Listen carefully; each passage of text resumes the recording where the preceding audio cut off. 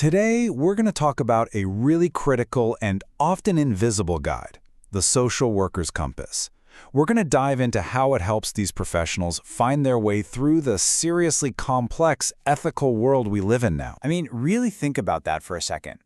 When someone is at their absolute lowest point, maybe facing poverty or oppression, or some kind of deep personal crisis, what's the framework that makes sure they're treated with dignity and fairness? It's not just about, having good intentions. It's about a professional, deeply ingrained ethical code. And that brings us to the compass itself. See, social work isn't just a job, it's a full-on profession with a powerful mission. And it's all defined by a code that guides every single decision, especially when the stakes are just unbelievably high. And the ambition of this mission, wow, it's pretty striking. This definition comes from the U.S. National Association of Social Workers, or NASW.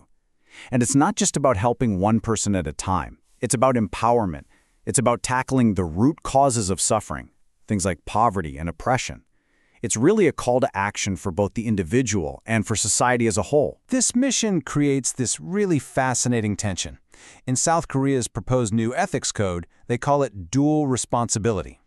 And that phrase just nails the core challenge of the profession, right? You have a duty to help the individual client sitting in front of you, but at the same time, you're also working to improve the well-being of all of society. It's this constant, delicate balancing act between personal care and the public good. So how on earth do social workers navigate that dual responsibility? Well, it all comes down to a set of core values. These values are the bedrock, the true north on their ethical compass that keeps them pointed in the right direction. The U.S. Code breaks it down into these 6 powerful ideas, and they're pretty much universal. It's about providing service above your own self-interest, fighting for social justice, recognizing the incredible dignity and worth of every single person, understanding the power of human relationships, acting with complete integrity, and of course, maintaining professional competence. And I love this phrasing, challenge social injustice. That word challenge is so important. It shows that these values aren't passive. It's not about just feeling bad about injustice. The code demands that social workers actively work to dismantle it, whether that's fighting poverty, discrimination, or anything else that holds people back. It's an active principle. But these timeless principles are constantly being put to the test. The ethical maze of the 21st century, it's got all these new twists and turns. It's forcing the profession to update the map, to adapt in some pretty major ways. Okay, here is a perfect example of that evolution. For a long time, the idea was about achieving cultural competence, as if you could just, study and master someone else's culture like a subject in school. The modern and much deeper approach is cultural humility, and this is a huge shift.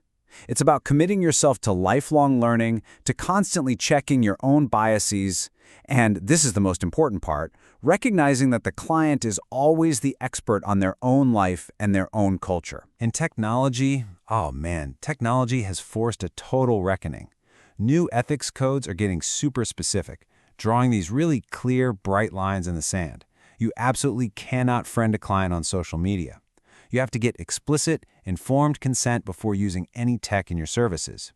You are responsible for protecting their data with things like encryption.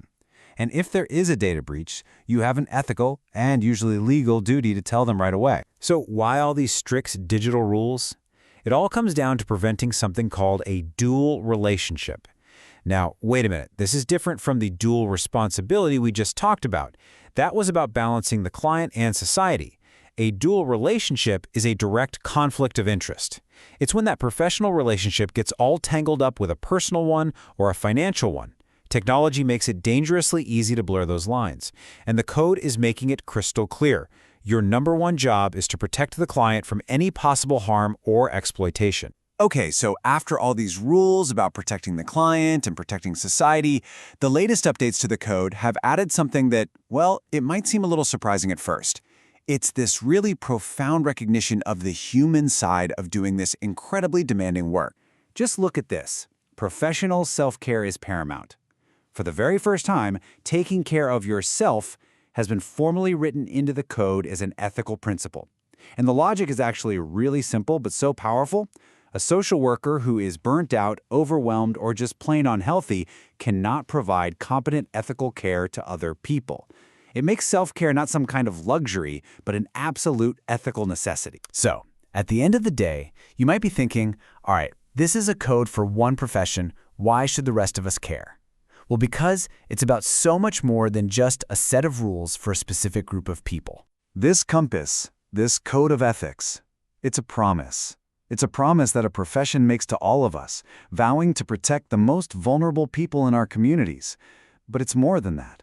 It holds up a mirror to our entire society, reflecting the values that we claim to believe in: dignity, justice, and the importance of human connection. And that leaves us with a really big, crucial question to think about.